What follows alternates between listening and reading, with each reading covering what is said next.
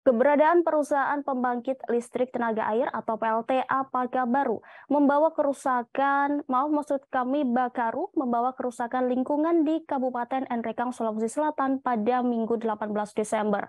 Umumnya bagi petani di 3 desa di Kecamatan Nrekang, yakni Desa Teban, Tungka, dan Taulu Bamba. 3 desa ini berada di kawasan Sungai Mamasa, di mana PLTA Bakaru beroperasi di daerah aliran sungai tersebut. Informasi selengkapnya terkait berita ini akan disampaikan rekan Erlan Saputra. Silakan laporannya. Baik, selamat sore. Terima kasih untuk rekan Rima. Dapat kami sampaikan bahwa benar sekali yang dikatakan oleh rekan kami Rima bahwa semenjak keberadaan perusahaan pembangkit listrik tenaga air atau PLTA Bakaru milik PLN Persero di membawa dampak negatif bagi 3 desa di Kabupaten Nrekang, Kecamatan Nrekang. Utamanya bagi para petani di 3 desa tersebut di Kecamatan Nrekang, yakni Desa Temban, Desa Tungka, dan Desa Talubamba. 3 desa ini berada di kawasan Sungai Mamasa, di mana PLTA Bakaru beroperasi di daerah aliran sungai tersebut. Menurut Kepala Desa Tungka, Takbir mengatakan bahwa berpuluh-puluh tahun lahan pertanian dan perkebunan milik mereka acap kali tenggelam akibat banjir bandang dari kiriman banjir dari bendungan PLTA Bakaru, sehingga para petani yang biasa menggantungkan hidupnya dari hasil itu kini harus menanggung dampak dari operasionalnya beroperasinya, maksud kami perusahaan air PT perusahaan listrik negara tersebut. Selain gagal panen, hewan ternak sering juga hanyut akibat banjir bandang seperti yang terjadi pada hari Jumat tanggal 16 Desember 2022 kemarin itu.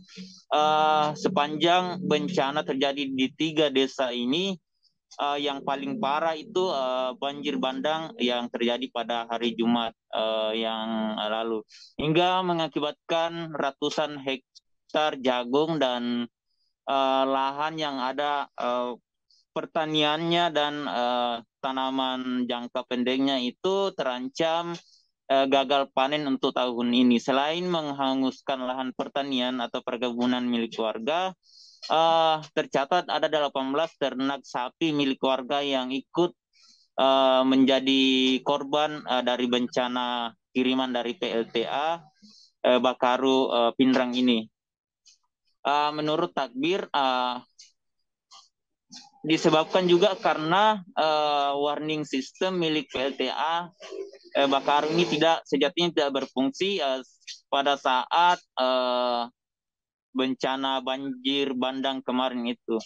Kemudian juga tidak ada kompensasi yang diberikan kepada masyarakat terkait kerugian yang dialami.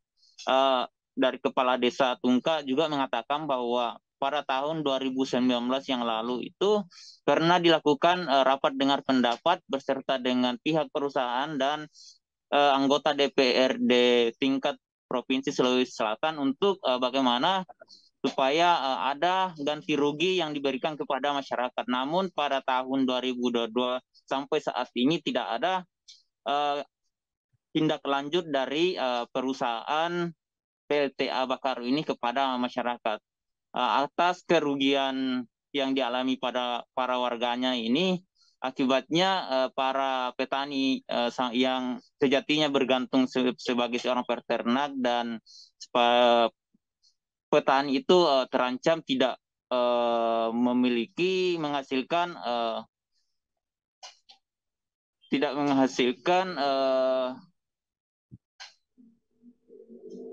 menghasilkan